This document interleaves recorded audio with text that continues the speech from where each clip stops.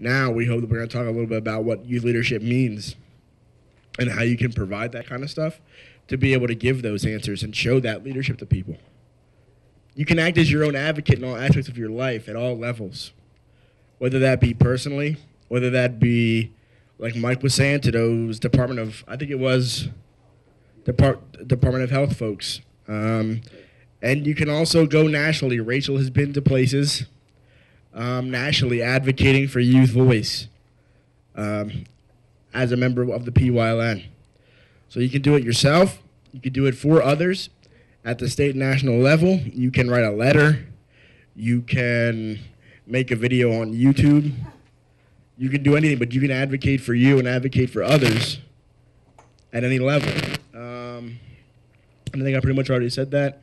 Remember that every step of that, whatever you choose to do, it's all part of this huge circle of advocacy, or being a leader. No matter where you do it, whether you do it for yourself or others, if you do it at work, at school, it's all a part of this educating people and leading people to make change, no matter where you are. So there are steps to advocacy, and each problem will be slightly different and require different processes, different ways for you to advocate.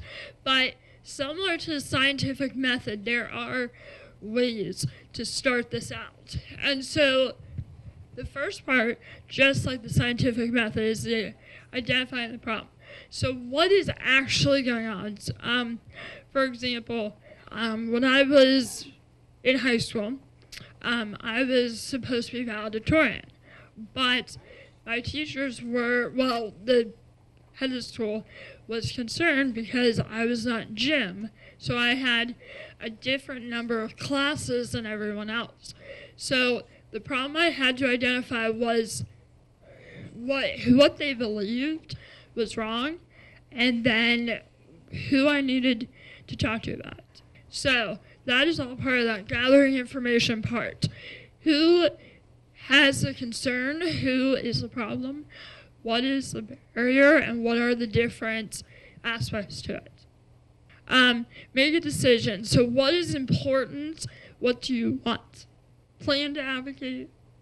So take action is the actual advocacy. Going in, talking to the school board, talking to the principal.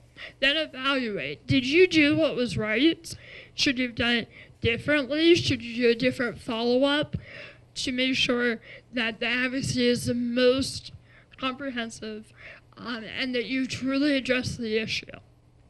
Okay, so advocacy is you and your voice. It is about you verbalizing your voice and that no one else can do it for you. Yeah, a goldfish will only grow as big as the container you put it in.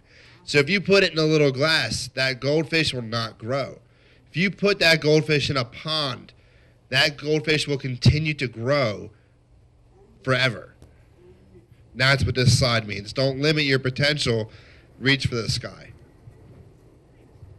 Okay, empowerment is a process which helps individuals and communities gain power and strength. People who are empowered have the knowledge and ability to lead.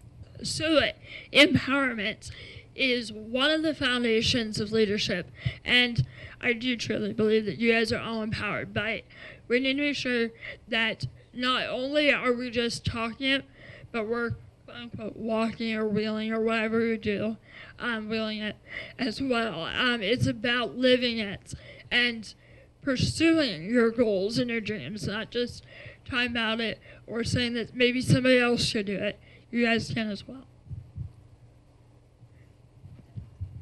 And I think that before we go into this, I think Paul, who's back there, always says this when we do conversations with people, is that we, and you guys know this too, but I think when you're discussing this with youth and trying to teach them, it's that we all talk about advocating and empowerment and how we are this and we have these success stories and we do all this good stuff and blah, blah, blah. But the reality is we're people too. We live life. Stuff sucks sometimes. It doesn't always go right, you know. Sometimes we don't follow our own advice. Sometimes we don't. But that's when this whole leadership thing comes in. If you're going to say to somebody, this is what you should do and be a leader, that doesn't mean that you got to do it. You got to have the guts to step up to do what you got to do. You got to. You know what I mean? You got to do it. Because then people aren't, if you don't, and you say, well, I, sort of talk about this a little bit, and then, sometimes I do, sometimes I don't. And that can be hard sometimes. So it's a commitment to be a leader. But empowerment includes having decision-making power, access to information and resources, a range of options that which you can choose from, a positive outlook on making change, improving your self-image. If you believe in yourself, it's going to make you a lot easier to feel like you have power to make change and to lead people. And the last one is increasing one's positive image and overcoming stereotypes or discrimination. That background is nuts, just so you know.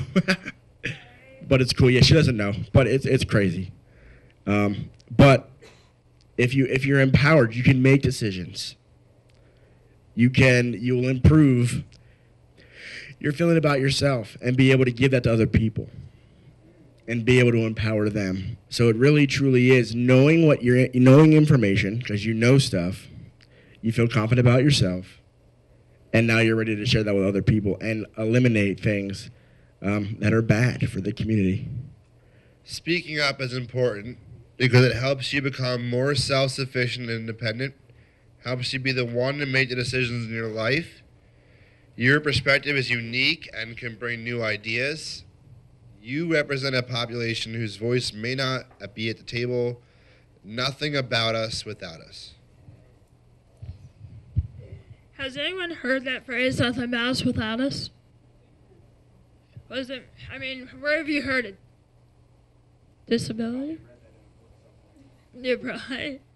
So originally, it actually started in South Africa with their disability movement and with their fight against apartheid. And so it's really important to us to develop this community where we all have our own voice and can speak what we want.